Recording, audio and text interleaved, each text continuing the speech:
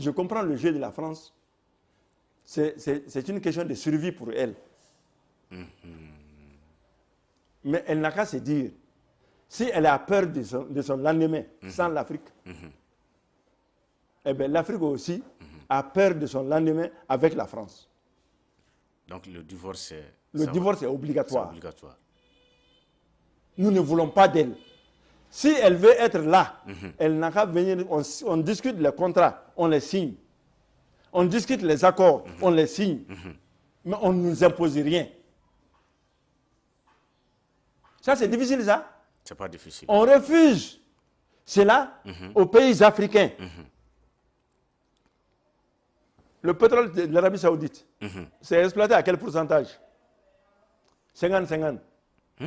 50% pour l'Arabie Saoudite, 50% pour les États-Unis. Mais le pétrole du Sénégal, le pétrole de la Côte d'Ivoire, c'est combien pour cent? 10% ou 12% au maximum.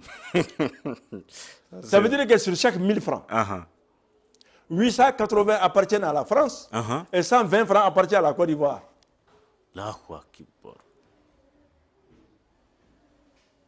Mais même si on est plus noir que le charbon, est-ce qu'on doit accepter des choses comme ça? Non.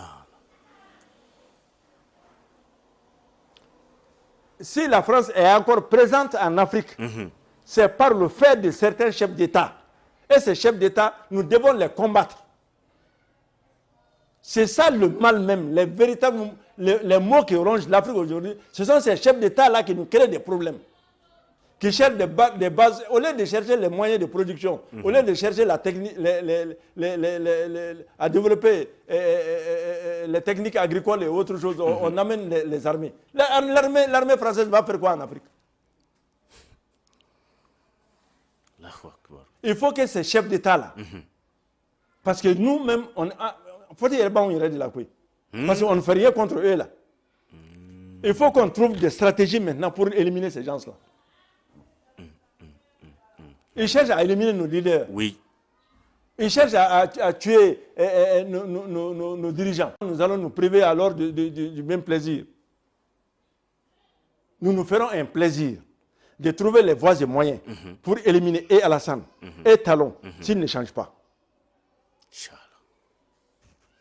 S'ils ne changent pas, Inch'Allah, on trouvera les moyens. Inch'Allah. Ça c'est quoi?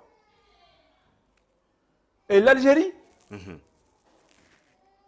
le Mali a tout fait pour ce pays-là. Le Mali a tout fait pour l'Algérie pendant sa guerre de décolonisation. Ce qu'on pouvait en ce moment-là, on l'a fait.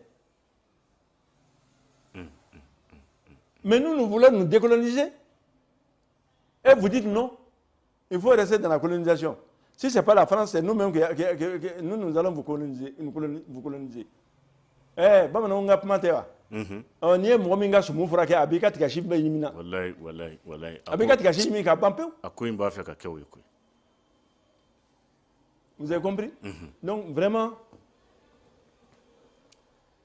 le combat à mener, c'est un combat de sensibilisation, surtout de la jeunesse, que la jeunesse comprenne que ce combat-là, ce n'est pas pour la génération cette génération-là, mais les générations qui vont venir. Ce combat-là, c'est pour eux.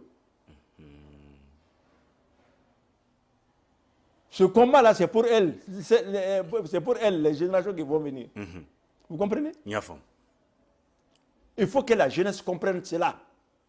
Il faut que cela soit enseigné dans les écoles. Il faut que cela soit enseigné partout.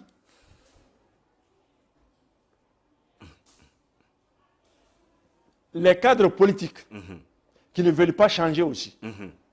De la même manière que nous envisageons peut-être de traiter ces gens-là à l'extérieur, il faudrait qu'on imagine qu'est-ce qu'il faut faire maintenant pour traiter ces apatrides-là qui vivent sous nos pieds. Il faut une solution. Il faut une solution.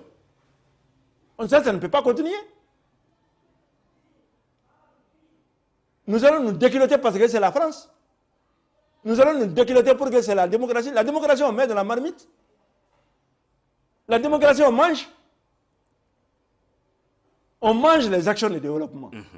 On mange les grands projets. mais pas la présence des armées étrangères.